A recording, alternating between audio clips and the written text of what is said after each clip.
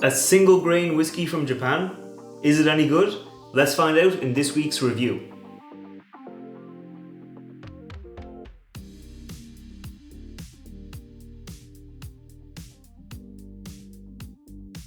Welcome back to the channel. I'm Matt, I'm the whiskey nerd, and like I said, this is a single grain Japanese whiskey. Specifically, it's the Chita whiskey from Suntory. So let me get it into the glass and I'll tell you a little bit more about it. Now, this is the Distiller's Reserve whiskey from Suntory, and if you're familiar with some of the other Suntory brands like the Hakushu, the Yamazaki, the Hibiki, you might be familiar with the newer line of whiskeys, their Distiller's Reserve whiskeys they're putting out. These don't have age statements because Japanese whiskey surged in popularity a few years ago and it kind of ate up all the stock of aged whiskeys that a lot of the Japanese whiskey producers had on hand. So they had to put out either ones like this with no age statement, where they call them Distiller's Reserve, or just took away the age statement, or in some whiskeys they just completely stopped selling it until they have enough stock that they can kind of satisfy demand. Now, some of the kind of age statements have returned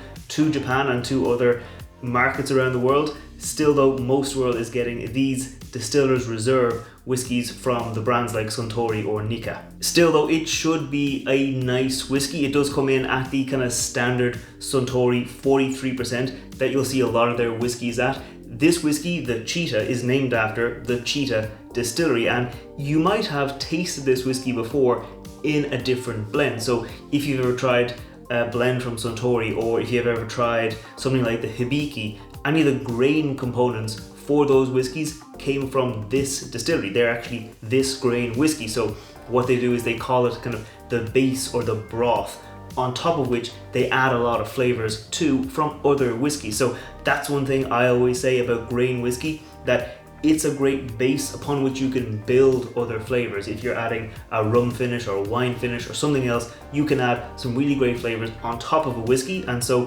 what they've done here is they've just kind of released that base flavor so you can get a hold of that kind of Suntory DNA in their blend. It's kind of meant to be an easygoing, easy to drink, uncomplicated single grain whiskey, because the distiller of the Chita Distillery, Shinji Fukio, said that it's meant to be the serenity of Japanese whiskey. So it's meant to be the whiskey that you can just drink, you can enjoy, and you can get a good flavor of Japanese whiskey. They didn't give a huge amount of details on the casks used to age this whiskey. They just say simply that it was aged in Spanish oak casks, wine casks, in addition to American white oak. They won't say anything about if there was bourbon in those white oak casks before the grain whiskey went into it. So there's not a huge amount of transparency there, which is something I do enjoy, a bit of transparency when it comes to whiskey. So that's a bit of a ding against it for me. But what does matter, of course, at the end of the day is how it tastes. So let's go in for the nose on the Chita Distillers Reserve. Cheers. Okay, coming out of the glass, I am getting a grainy note. Now, I do enjoy grain whiskies. Now, I'm very fond of a well-made, kind of buttery, creamy grain whiskey, and I am getting that kind of buttery, creamy note coming out, but also there's a little bit of a kind of ethanol note, not overpowering, it's not huge, it's just there. So when you go in for that grain sweetness, you do get a little bit of kind of ethanol alcohol coming along with that grain sweetness from the whiskey. There's also a good bit of fruitiness though coming out. There's some like nice kind of white melon, that kind of nice honeydew melon coming out.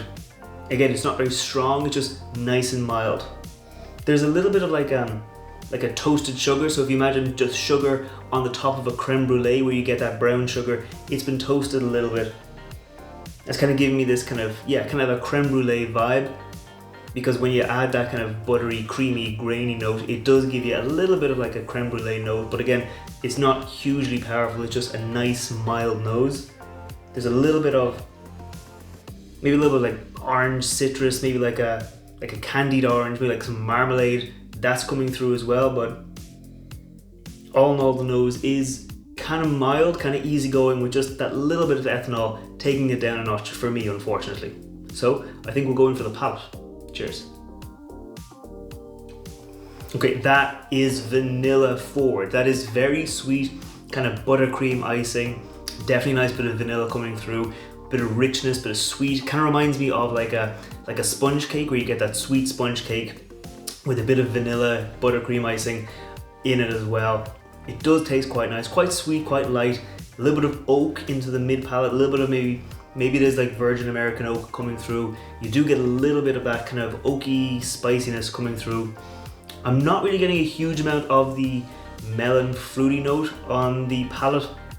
It was almost more akin to like a kind of a banana-y note, maybe like with some honey as well. I was getting a little bit of like honeyed sweetness, some kind of, you know, that kind of like, rather than a juicy melon, that kind of like thicker, kind of mushy banana, you get the bit of honey. So I'm actually going to go in again for a second sip and see if I can find more of those fruity kind of honey sweet notes. Cheers. Yeah, as soon as I said it, when I went in for that second sip, I got banana on the palate. Definitely a bit of that kind of creamy, custardy banana note coming through.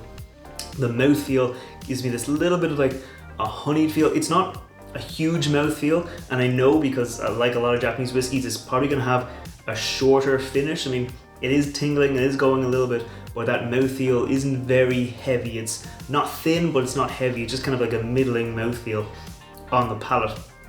As I said, it is tingling, it is going a little bit into the finish. I've got a little bit of like that oak spice coming through, so I'm going to go in again. We're going to focus on the finish and focus on how those flavors develop and fade off. Cheers. Okay, as it fades off, like I said up front, you get that vanilla, you get the banana, you get those kind of notes on the palate. Behind that is that oak spice. It's a little zesty, there's a little bit of marmalade or orange peel. As I'm breathing, as I'm getting a bit of air into my mouth, I'm getting a little bit of that orange again from the nose coming through, but also I'm getting a little bit of that ethanol note that I got in the nose. It wasn't really there in the palate, but once I bring it through, once I kind of taste it, and once I breathe through into the finish, getting a little bit of that ethanol again. The finish is quite short, aside from those oaky notes, which are lingering on a little bit. A little bit of tingly, a little bit of like kind of like a white pepper feeling kind of going on.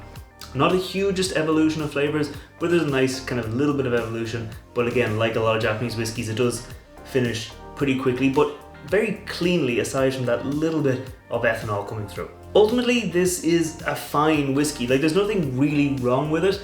I think maybe with a couple of years longer in the cask, that kind of ethanol youthfulness of the whiskey might wear away. So if I do see an age statement Chita whiskey, I probably will pick it up and try it out. If you have tried an age statement Chita, or if you know of any age statement whiskies from the Chita Distillery, let me know down in the comments below. Let me know if they do develop, if they do get a bit better. But for me, right now, you can only really get these bottles at like special stores or at airports. I recently got it at duty free, where it was nice and cheap, so I didn't have to pay a huge amount of money for it. But I have seen this bottle going for like 80, 90 euro, like $100. I've seen it going for a lot, and I don't think it's worth that much. I think it's a fine whiskey, but because it would be so expensive a normal retail price, I probably have judged it a little harsher, like that little bit of youthfulness. If it was like a 40 euro whiskey or a 50 euro whiskey, I might have overlooked it a little bit, but because it is expensive for most people right now, I probably wouldn't recommend it at that price. If you can see it for a deal, definitely pick it up, definitely enjoy it, because it is a solid little whiskey. But unless you're going to be paying like a discounted price, probably give it a skip and use your money for something else. But that's only my opinion. If you think it's actually really worth that money, let me know down in the comments below. I put out whiskey reviews every Wednesdays. I put out cocktail recipes featuring whiskey every Friday. I'll be making a cocktail with this whiskey this Friday, so if you want to see that, make sure you scroll down, hit that thumbs up button, hit that subscribe button, and I'll see you next time. Sláinte.